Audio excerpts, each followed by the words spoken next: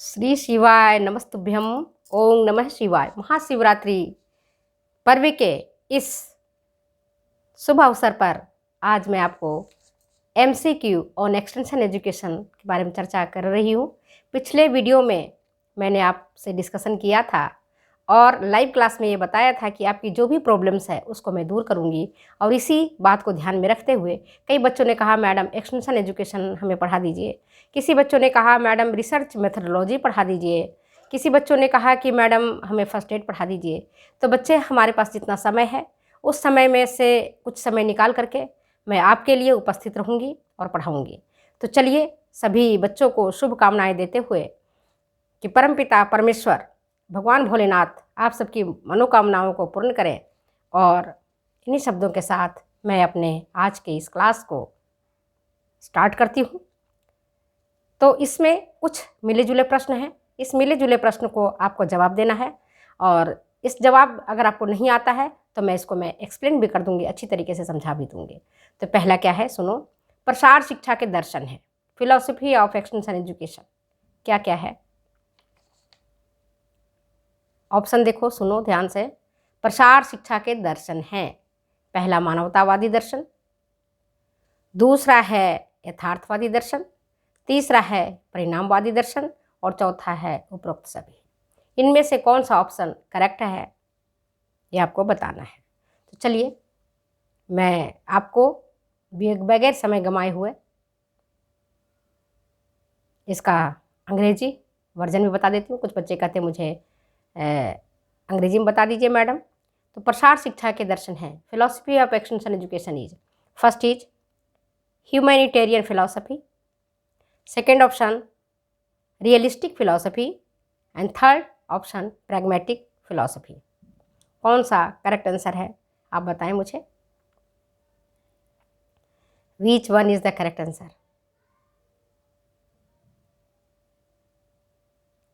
The correct answer is उपरोक्त सभी, all of the above. क्योंकि प्रसार शिक्षा डिपेंड करता है, उसकी जो फिलॉसफी है मानवतावादी, मानव की सेवा करना। दूसरा यथार्थवादी, वास्तविकता पर टिका रहना। और तीसरा है उसका परिणामवादी, परिणाम उसका मिलना चाहिए। ऐसा नहीं कि हम एक्सटेंशन एजुकेशन पढ़ रहे हैं उसका हमें परिणाम भी हमें कुछ नहीं प्राप्त हो रहा है, ऐसी नहीं। तो ये परिणामवादी दर्शन है।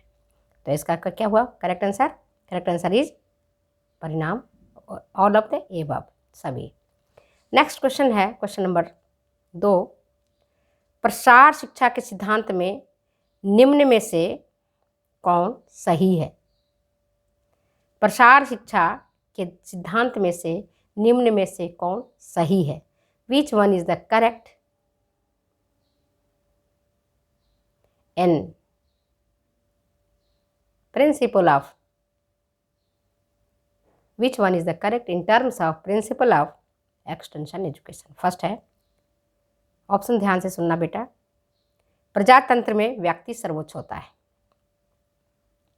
सेकेंड है, मानव जाति का पहला प्रशिक्षण समूह परिवार है।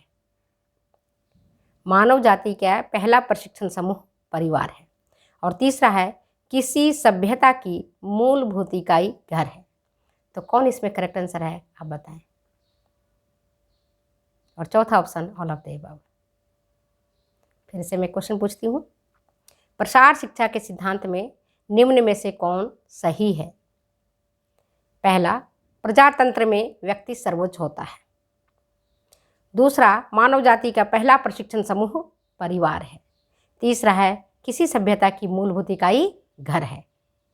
और चौथा है उपरोक्त सभी। विच one is the correct answer? The correct answer is उपरोक्त सभी। पढ़ाया था मैंने डिटेल्स में प्रिंसिपल ऑफ एक्सटेंशन एजुकेशन। तो बताया था कि प्रसार शिक्षा डेमोक्रेटिक अप्रोच पर डिपेंड करता है। इसका प्रिंसिपल है सबके लिए, सबका विकास, सबका साथ। जो आज हमारे बड़े बड़े लोग कहते हैं सबका साथ सबका विकास, सबका विकास प्रजातांत्रिक तरीके से काम करना है यहाँ। सेकेंड है, जो ऑप्शन है, मानव जाति का पहला प्रशिक्षण समूह परिवार है। प्रशिक्षण समूह, हम पहली गुरु कौन होती है? पहली शिक्षिका माँ ही होती है। अब घर ही उसका पहला पाठशाला होता है। तो घर, परिवार, ये सब प्रिंसिपल में आता है एक्शन एजुकेशन का। तो करेक्ट आंसर तीनों है।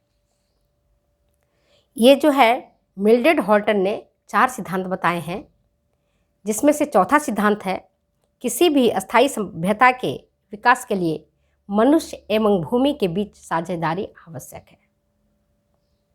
मनुष्य और भूमि के बीच साझेदारी आवश्यक है। और 3 ऊपर वाला जो सिद्धांत अभी मैंने बताया, ये मिल्ड्रेड हॉल्टन का 4 सिद्धांत है। इसमें 3 ऊपर का था कि प्रजातंत्र व्यक्ति सर्वोच्च होता है, मानव जाति का पहला प्रशिक्षण समूह परिवार है, और तीसरा है किसी सभ्यता का मूलभूत इकाई उसका घर है। ठीक है, तो करेक्ट आंसर कौन सा हो गया? चारों, ये है ना। कौन सा क्वेश्चन करेक्ट आंसर हुआ? चौथा। ठीक है, तो मैं पढ़ा भी रही हूँ और आपको समझा भी रही हूँ। नेक्स्ट क्वेश्चन है, समस्या समाधान की मुख्य विधियाँ हैं। समस्या समाधान की मुख्य विधियाँ कौन कौन सी मुख्य विधियाँ बेटा? 2 है या 3 है या 4 है या 5 है? कौन सा है बताओ?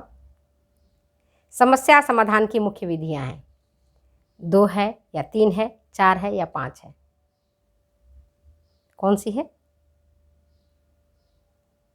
समस्या समाधान की मुख्य 2 विधियाँ हैं। First is compulsion approach, second is democratic approach.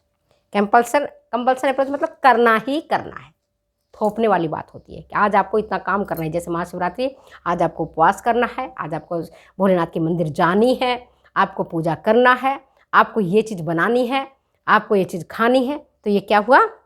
थोपने वाली बात। इसी तरह से कोई विकास अगर करना चाहते हैं कि नहीं, यहाँ से सड़क निकलेगी, चाहे आपका घर टूटे या आपका नहीं टूटे, मुझे उसे लेना देना, कंपल्सन, थोपना। कोई विकास के लिए आप, जैसे बच्चे, हम लोग क्या करते हैं, छोटे बच्चों पर थोपते हैं कि नहीं भाई आपको पढ़ना है बेटा। और दूसरा है, कोई भी समस्या समाधान अगर होती है तो उसकी दो ही मुख्य विधियाँ हैं। फर्स्ट इज कंपल्सन अप्रोच और सेकेंड इज डेमोक्रेटिक अप्रोच।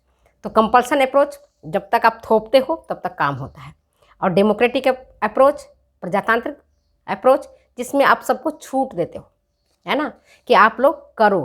तो कंपल्सन अप्रोच का जो नुकसान होता है कि जब तक उस पर दबाव पड़ता है तब तक वो काम करता है, और जैसे ही दबाव उसका हटता है काम करना वो बंद कर देता है। तो इसकी ये नुकसान है। डेमोक्रेटिक अप्रोच में क्या है, सभी लोग मिलकर के काम करते हैं, इच्छा से काम कर रहे हैं, मन से काम कर रहे हैं, तो काम ज़्यादा अच्छा होता है। जैसे अभी मेरी इच्छा है कि मैं अपने बच्चों को पढ़ा दूँ, तो ये हमारा कौन सा हुआ? ये हमारा डेमोक्रेटिक अप्रोच हुआ, मेरा सेल्फ अप्रोच हुआ कि मैं आपसे मिलूँ और आपको कुछ बातें, इंपॉर्टेंट बातें आपको बता दूँ। थोपने वाली बात नहीं है ना। जहाँ कंपल्सन आ जाती है कि ये आपको करना ही है, जैसे आप नौकरी करने जाते हो तो आपको पहुँचना पड़ता है कि 10 बजे आपको पहुँचना ही पहुँचना है, आपको काम करना ही करना है ना। तो समस्या समाधान की दो ही मुख्य विधियां हैं। एग्जाम में आए तो क्या जवाब दोगे? मुख्य 2 विधि है, एक कंपल्सन, दूसरा है आपका डेमोक्रेटिक अप्रोच।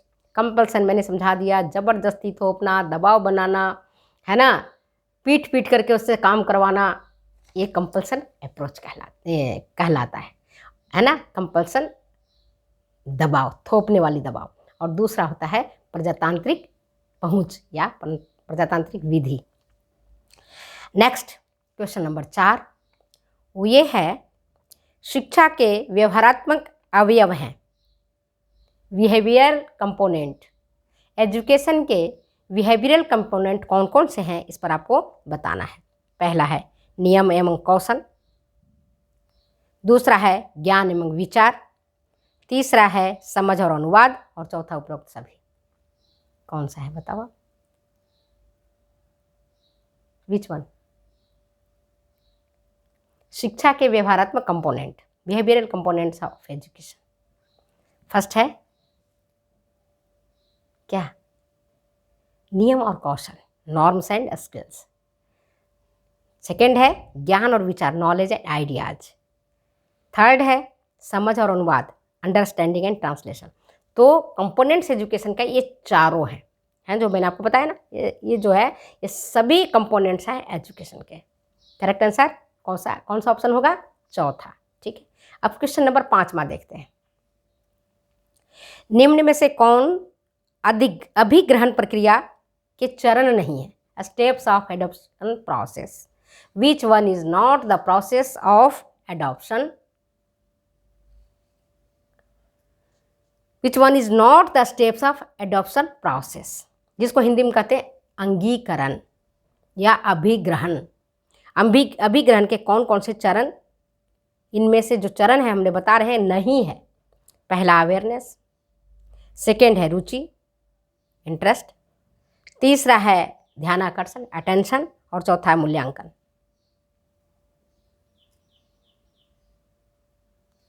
करेक्ट आंसर बताएं बच्चे। निम्न में से कौन अभिग्रहण प्रक्रिया के चरण नहीं है?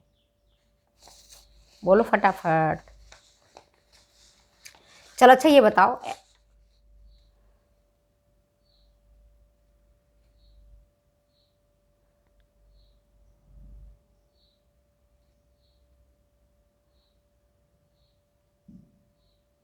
एडॉप्शन प्रोसेस के कौन कौन से चरण हैं? कितने चरण हैं उसके?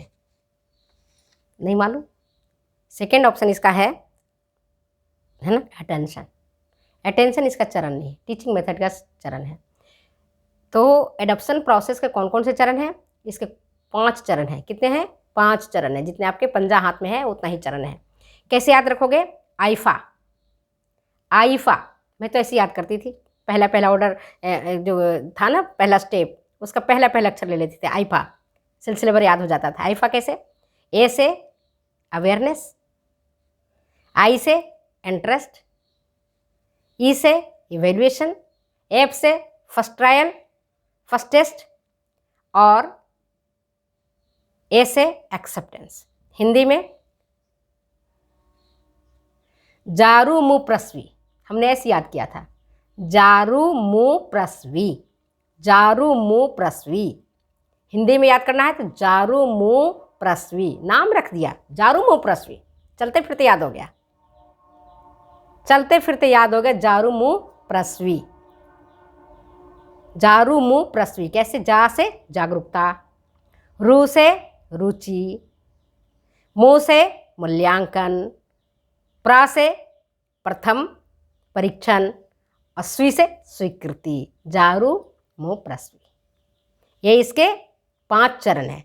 चलते फिरते जारू मु प्रस्वी नाम डाल दिया हमने, किसी का, अपनी बेटी का ही नाम रख दिया। छोड़ो जारू मु प्रस्वी, हमें या जब तक एग्जाम देना है तब तक नाम तो रखना पड़ेगा। एक हमने फूलदान का ही नाम डाल, फूलदान कैसे याद रख जाता है? फूलदान है ये। जारू मु प्रस्वी किसका है? एडॉप्शन प्रोसेस का ये स्टेज है। उसमें कौन सी नहीं है? जारू मु प्रस्वी अगर मुझे याद हो गया तो हम जब वहाँ देखेंगे कौन से ऑप्शन है, इस ऑप्शन में कौन सा नहीं आ रहा है? ध्यानाकर्षण नहीं आ रहा है, था तो है नहीं इसमें। करेक्ट हो गया, हमारा सही हो जाएगा। वहाँ जाके हम कंफ्यूज हो जाते हैं, इसलिए ट्रिक कुछ रखा करो पढ़ने का। तो आज मैंने आपके 5 क्वेश्चंस बताए हैं समझा करके। आइफा अंग्रेजी वाले याद रखें, awareness, interest, evaluation, first trial first test and acceptance, ये है उसके एडॉप्शन प्रोसेस के चरण, स्टेजेज ऑफ या स्टेप्स ऑफ, है ना, एडॉप्शन प्रोसेस। तो आज मैंने आपको ये बहुत इंपॉर्टेंट चीज़ें बताई है, तो आप ध्यान से पढ़ना इसको और याद भी करना। और मुझे अच्छा लगेगा जब हमारे बच्चे हमसे पढ़ करके निकलेंगे, और जब कभी भी एक बच्ची भी मुझे कह देगी मैडम आपकी बहुत अच्छा लगता है पढ़ाते हो, तो मुझे बहुत खुशी मिलती है। फिर मिलती हूँ अगले वीडियो में अगले एपिसोड के साथ, तब तक मुझे जाने के दो इजाज़त। ठीक है, ओके, बाय।